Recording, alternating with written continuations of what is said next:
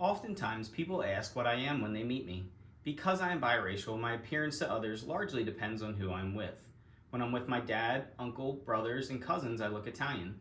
When I would stand with my mom or younger sister, whose physical features favor my mom, there was no doubt that I was at least in some way Asian. My mom's grandparents immigrated from China many years ago. Though proud Chinese people with rich tradition, they were more proud to become Americans and assimilate to their new way of life in Boston. They passed those traditions down to my grandparents, who raised my mom and aunt with similar values. My mom grew up feeling the cultural views of her family were archaic, which is what shaped the woman she became and ultimately how she raised her children. Some cultural Chinese values that I will explain today include preferring high context over low context, valuing silence to talking, and being collectivist over individualistic. High context in Chinese culture means most conversations rely on what is not said versus what is said. As stated by the London School of English, the one talking needs to provide sufficient context and the receiver needs to infer intended meaning and closely observe any nonverbal signals such as facial expressions or gestures. This means both parties in a conversation are actively participating. You would not find either party scrolling on their phone or distracted during conversations. Rather, they respect each other enough to be fully engaged. In addition, and arguably more important, the Chinese rely heavily on nonverbal cues, such as hand gestures, stance, and tone to emphasize the context of said conversation. The Chinese regard communication as an integral aspect of building and maintaining long-term relationships. By direct contrast, American conversations rely more on what is directly stated between those participating, often leaving no stone unturned and feeling the need to get everything out, sometimes referred to as word vomit. While many people view silence in another's presence as uncomfortable or awkward, the Chinese value it.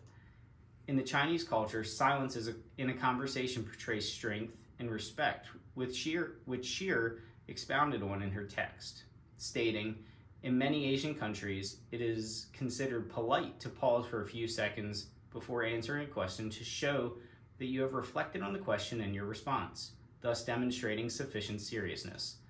Asian culture in general believe in the power of meditation. Because of this, avoiding conversation conveys agreement and deep understanding. The Chinese believe it is better to be seen and not heard, therefore speaking out only comes off as arrogant and unbecoming. Oftentimes in American culture, we view silence as opposition or almost a threat, as if the other person or people involved are ready to form a rebuttal of sorts. Interestingly, public speaking clubs in China hold meetings in English because the young adults strive to develop the linguistic and psychological cultural capital to succeed in a global economy. Regardless of any global issues between America and other countries, we remain a highly sought after place to live and work. So participating in clubs to better prepare oneself for success in this country and to better understand our culture is humbling. In addition to high context communication and allowing silence to speak volumes, the Chinese also embrace collectivism over individualism. As dictated by ancient tradition, Chinese elders and males are treated with more respect in the family than anyone else. Moreover, the Chinese choose to reflect the views of their leaders and ancient traditions rather than their own personal views. Chinese people typically think of themselves as a collective manner, not in an individual manner. In our culture, we typically celebrate the individual, which is seen on any sports field, either in recreational leagues, minor leagues, or major leagues. A game ball is given to the individual who outshines their teammates during a game after the team itself won together.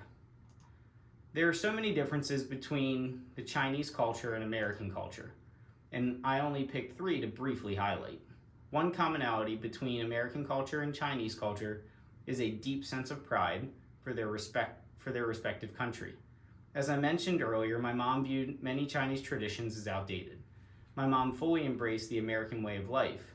We were taught that our ideas were valued and that it was important to speak up, especially if we disagreed with a decision or idea, and to never go along with the flow if we felt that it was against our own principles, because it is better to stand up than fall in line blindly just because others may have a different expectation of you.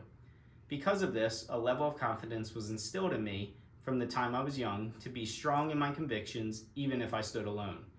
Because my opinions were respected, I felt confident in my decision to turn down multiple scholarships to college and instead enlisted in the Army after I turned 18, even when all my friends and peers were going on to four-year colleges or universities.